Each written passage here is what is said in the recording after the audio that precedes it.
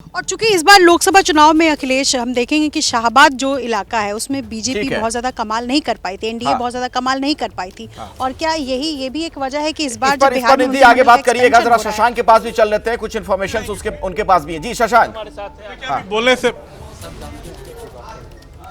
वो डॉक्टर सुनील हैं, वो भी मंत्री पद की शपथ लेंगे, बीजेपी दफ्तर पहुंचे हैं, मीटिंग में शामिल होने के लिए बिहार शरीफ से हैं बात करने। सुनील जी आपको सूचना मिली? पटना रहने के लिए सूचना मिली थी। और आपको उम्मीद थी, कई बड़े नेता रेस में थे, पार्टी ने आप पर विश्वास जताया? निश्चित तौर पर पार्टी को लगा होगा।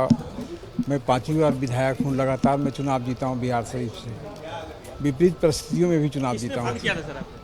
अच्छा ये बताइए, चुनावी वर्ष है और इसमें मंत्रिमंडल अध्यक्ष ने फोन किया। सुनिए सुनील जी, एक बड़ी बात यह है कि लोगों ने क्षेत्रीय एवं सामाजिक समीकरण साधने की पूरी कोशिश की गई। अगर सातों नाम को देखें तो थैंक यू। आप क्या कहना चाहेंगे? क्षेत्रीय और सामाजिक समीकरण को पूरी तरह से साधने की कोशिश की गई है, अगर सातों नाम को देखें तो आपको लगता होगा, आपको लगता है प्राथमिकताएं तो आप ये तो आपको लगता सर फोन कहाँ से आया सर? ये तो आपको लगता है पार्टी ऑफिस से फोन आया था। अब नाम लेना जरूरी नहीं। काफी अच्छा लग रहा है। तो देखिए, डॉक्टर सुनील हैं जी, 5वीं बार विधायक बने हैं, बीजेपी कोटे से आज मंत्री पद की शपथ ले रहे हैं। कह रहे हैं कि कल रात में ही सूचना दी गई थी कि आपको आज पटना में रहना है, और क्या जिस तरह से सामाजिक क्षेत्रीय संतुलन साधने की कोशिश, उस पर कुछ भी बोलने से बच रहे, कोई भी नेता बहुत खुश थे। लेकिन शशांक, डॉक्टर सुनील से जब आप बात कर रहे थे, खुशी उनके चेहरे पर दिख रही थी। और कौन कौन लोग वहां पहुंचे हैं अभी जहां बैठक हो रही है बीजेपी की? देखिए, मोतीलाल यहाँ पहुँच चुके हैं, आज उनको शपथ लेना है।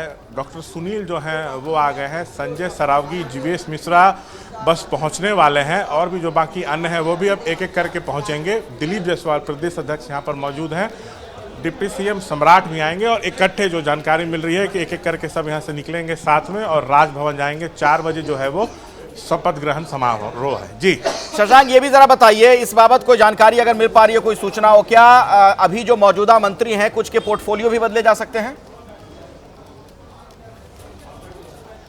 अच्छा, देखिए, हम बीजेपी के नेता हैं, प्रवक्ता हैं नीरज जी, कई ऐसे मंत्री हैं जिनके पास 2 से ज्यादा विभाग है, चाहे मंगल पांडे हो, चाहे दोनों डिप्टी सीएम हो। तो क्या इसमें कोई पेच फंस रहा है कि कौन सा मंत्रालय छोड़ा जाए, कौन सा नहीं? कहीं कोई पेच नहीं है, और ये मुख्यमंत्री जी का, माननीय मुख्यमंत्री जी का ये विशेष अधिकार है। वो जिसको जो विभाग देना चाहेंगे, जिनको बनाना चाहेंगे बनाएंगे। लेकिन आज देखने वाली बात यह है कि हमारे प्रदेश अध्यक्ष जी ने, जो कि अध्यक्ष भी थे और मंत्री पद भी थी, दोहरी जिम्मेदारी थी, उन्होंने संगठन को प्राथमिकता दिया और मंत्री पद से स्वेच्छा से इस्तीफा दिया। ये दर्शाता है कि हमारे अध्यक्ष जी का संगठन के प्रति कितना समर्पण है। तो यह सीखने वाली बात आज ये है। लेकिन जो मंत्री बन रहे हैं, दिख रहा है कि सम्राट चौधरी जी की बहुत चली है इसमें। नहीं, ऐसा कुछ नहीं है। देखिए, भाजपा एक संगठनात्मक पार्टी है, संगठन सिस्टम से चलने वाली पार्टी है। उन लोग का केंद्रीय नेतृत्व तय करता है, और ये तो मुख्यमंत्री जी का विशेष अधिकार है, वो तय करते हैं कौन मंत्री बनेंगे कौन नहीं बनेंगे। खरमास के बाद नहीं होना था, इस तरह की बात आ रही थी, लेकिन ये लगातार टल रहा। तो क्या कल जब जेपी नड्डा आए, नीतीश कुमार से मुलाकात हुई, तब ये पूरा मामला लॉक? आज तो बड़ा शुभ दिन है, महाशिवरात्रि है, और आपके चैनल के माध्यम से बिहार के लोगों को महाशिवरात्रि की शुभकामनाएं। और महाशिवरात्रि के दिन आज मंत्रिमंडल का विस्तार होना यह दिखाता है कि बिहार पर अब शिव की विशेष कृपा रहेगी और बिहार विकसित राज्य बनने में आगे बढ़ेगा। राज्य की बात अलग है, चुनावी साल है, क्षेत्रीय और सामाजिक समीकरण साधने की कोशिश तो की जा रही है। अलग अलग क्षेत्र के नेताओं को, अलग अलग जातियों के आने वाले नेताओं को मौका तो बिहार के विकास पे फोकस होकर काम करने वाले पार्टी। हमारा मोदी जी का एक ही सपना है, नीतीश जी का एक ही सपना है कि बिहार का विकास हो।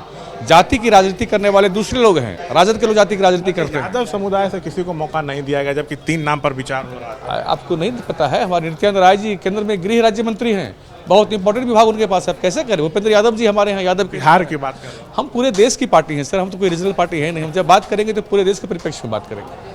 क्या बीजेपी मानती है कि MY समीकरण जो आरजेडी का है उसमें सेंध नहीं? MY ध्वस्त हो गया ना, अभी जो उपचुनाव हुए उसमें तो आपने देख लिया ना, जो 30 साल 35 साल किला पुराना उनका था, ढह गया। जदयू कोटे से कोई शपथ नहीं ले रहा है, क्या कारण है? नितिन नवीन तो कहे कि जो कोटा खाली था वो सिर्फ बीजेपी का था। मैंने कहा कि माननीय मुख्यमंत्री जी का ये विशेषाधिकार है, वो जिसको चाहेंगे जिसे चाहेंगे इस पर वही बेहतर बता पाएंगे। और सूची शायद राजभवन चली गई है, तो कौन बन रहा है नहीं बन रहा है, आप नजर बनाकर रखिए। हलचल बहुत तेज है, मैं देख पा रहा हूं वहां पर लगातार नेताओं के आने का सिलसिला जारी है। एबीपी न्यूज की भी नजर बनी रहेगी इस हलचल पर। जैसे ही कोई अपडेट वहां से हमें मिलेगा, आगे वो सूचना अब तक हम पहुंचाएंगे। तो बिहार के लिए आज बड़ा दिन है, मंत्रिमंडल विस्तार हो रहा है। हर खबर आगे भी आप हमारे साथ देखते रहिए।